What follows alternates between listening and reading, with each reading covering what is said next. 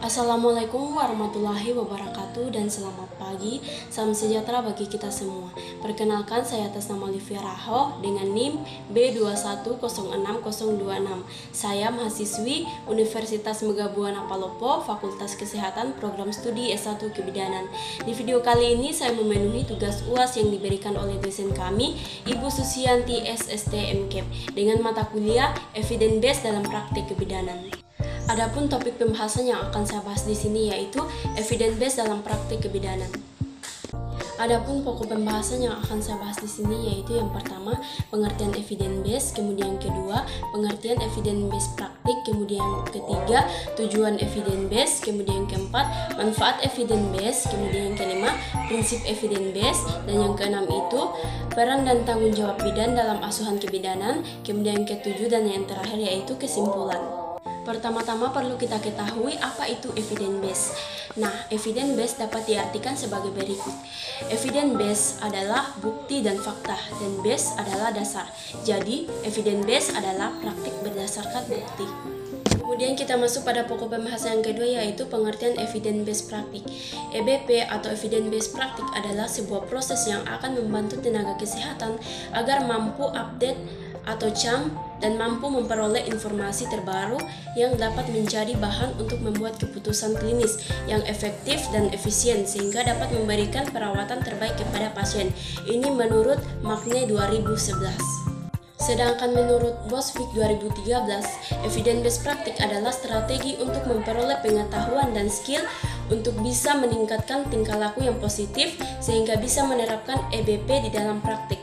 Dari kedua pengertian EBP tersebut dapat dipahami bahwa evidence based praktik merupakan suatu strategi untuk mendapatkan knowledge atau pengetahuan terbaru berdasarkan evidence atau bukti yang jelas dan relevan untuk membuat keputusan klinis yang efektif dan meningkatkan skill dalam praktik klinis guna meningkatkan kualitas kesehatan pasien. Kemudian pokok pembahasan ketiga yaitu tujuan dari evidence based. Nah, adapun tujuan dari evidence based ini merupakan kerangka kerja praktik klinik yang dilakukan berdasarkan bukti ilmiah terbaik yang didapat melalui penelitian, pengalaman klinik, serta pilihan pasien dalam menentukan keputusan klinik dalam pelayanan kesehatan. Kemudian pokok pembahasan yang keempat yaitu manfaat evidence based. Manfaat yang dapat diperoleh dari pemanfaatan evidence based antara lain. Yang pertama yaitu meningkatkan kompetensi atau kognitif. Nah, memenuhi tuntunan dan kewajiban sebagai profesional dalam memberikan asuhan yang bermutu. Kemudian yang kedua yaitu memenuhi kepuasan pelanggan yang mana dalam asuhan kebidanan klien mengharapkan asuhan yang benar sesuai dengan bukti dan teori serta perkembangan ilmu pengetahuan dan teknologi. Kemudian pokok pembahasan yang kelima yaitu prinsip evidence based. Prinsip evidence based adalah bahwa setiap perilaku atau tindakan medis harus dilandasi suatu bukti ilmiah yang telah diuji kebenaran dan tingkat kemanfaatannya untuk pasien. Kemudian pokok pembahasan yang keenam yaitu peran dan tanggung jawab bidan dalam asuhan kebidanan. Ada berbagai peran dan tanggung jawab bidan dalam asuhan kebidanan. Yang pertama itu pemberian asuhan kebidanan.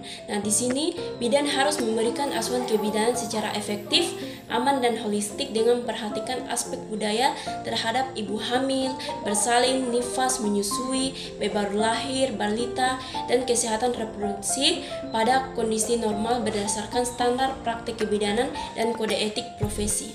Kemudian yang kedua yaitu penggerak masyarakat dalam bidang kesehatan ibu dan anak.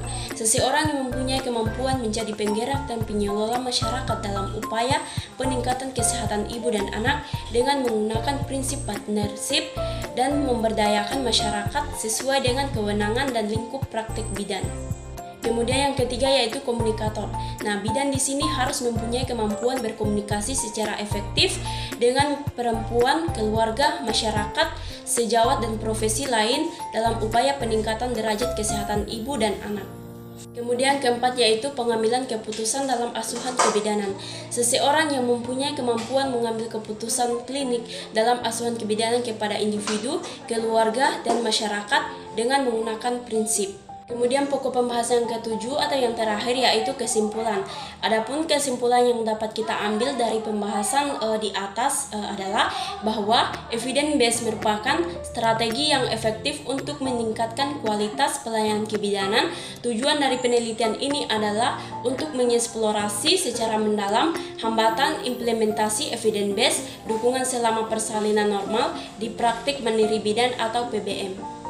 Baiklah, mungkin hanya itu video dari saya. Kurang dan lebihnya mohon dimaafkan.